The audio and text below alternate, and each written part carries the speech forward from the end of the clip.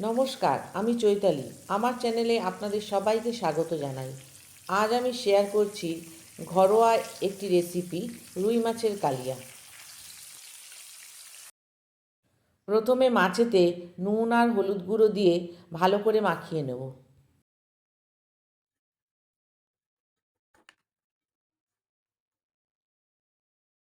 এখন কড়াইতে প্রয়োজন মতন সর্ষের তেল দিয়ে দিলাম।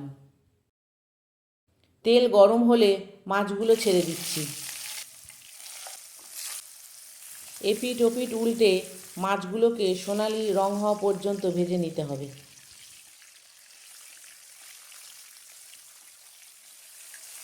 সোনালি রং এসে গেছে, এবার মাছগুলোকে তুলে নিচ্ছি।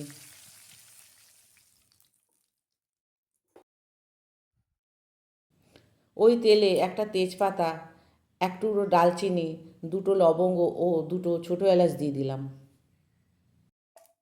ফোড়ন থেকে সুন্দর গন্ধ বেরোলে মাঝারি মাপের দুটো পেঁয়াজ বেটে রেখেছিলাম সেটা দিয়ে দিলাম। হালকা সোনালি রং হয়ে গেছে, এবার হাফ চামচ আদা বাটা ও হাফ চামচ রসুন বাটা দিয়ে দিচ্ছি। আর সেই সঙ্গে একটা বড় টমেটোর সঙ্গে দুটো কাঁচা লঙ্কা বেটে রেখেছিলাম সেটাও দিয়ে দিলাম। 2 মিনিট ভালো করে মশলাটা কষিয়ে নিতে হবে।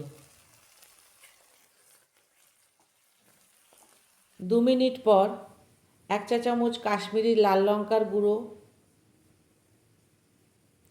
হাফ চা চামচ হলুদ গুঁড়ো, হাফ চা চামচ জিরের গুঁড়ো ও 1 চা চামচ ধনের গুঁড়ো দিয়ে দিলাম।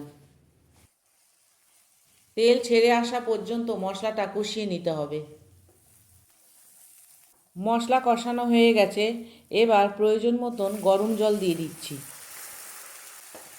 ভালো করে মিশিয়ে নেব।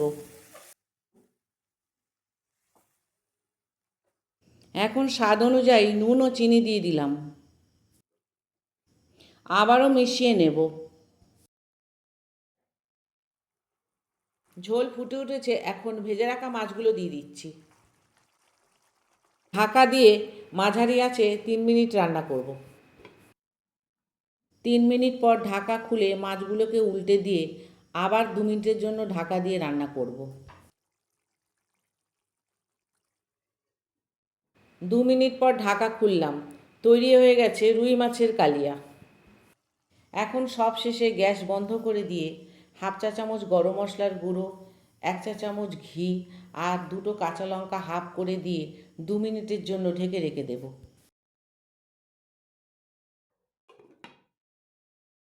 এই ভিডিওটি কেমন লাগলো আমায় কমেন্টে জানাবেন। ধন্যবাদ।